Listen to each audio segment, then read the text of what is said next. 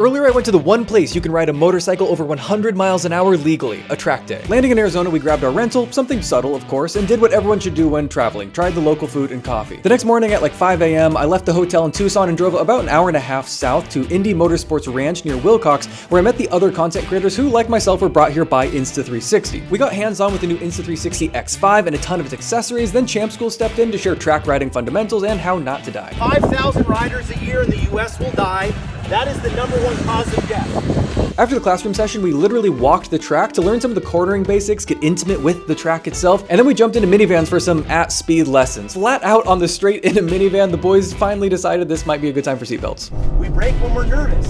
You guys might be nervous before. Oh God. Next, we suited up and headed out to the pits to pick out our bikes, and I grabbed a Yamaha R6 since I felt like I was more familiar with the inline 4 power band. We first went out in groups, 3 riders and 1 instructor, to take our first laps. Rounding onto the straight for the first time was unreal. I don't care that it was only 90 miles an hour. I felt like I was Marc Marquez. And after each lap, we'd change the order of who was closest to the instructor, have time for questions and coaching, and honestly, the Champ School team couldn't have been more supportive. Went around a racetrack. Yep, It was cool. it was. Then came drill laps. We'd stop midway through the straightaway, get a tip, and then take off and try to nail it. Okay, this lap you're gonna focus on looking through the corner. Okay, this lap you're gonna be pushing your knee into the tank, stuff like that. Also, getting to take off at full tilt on the straightaway after each instruction did not go unappreciated. Oh, and then at one point they were like, hey Jacob, do you wanna get on the back of one of the instructor's bikes and have them take you on a lap? And I was like, hey, I own Pillion Outfitters. Of course I'm gonna take you up on this opportunity to be a pillion at the track. Honestly, those laps made me realize just how slow I had been going.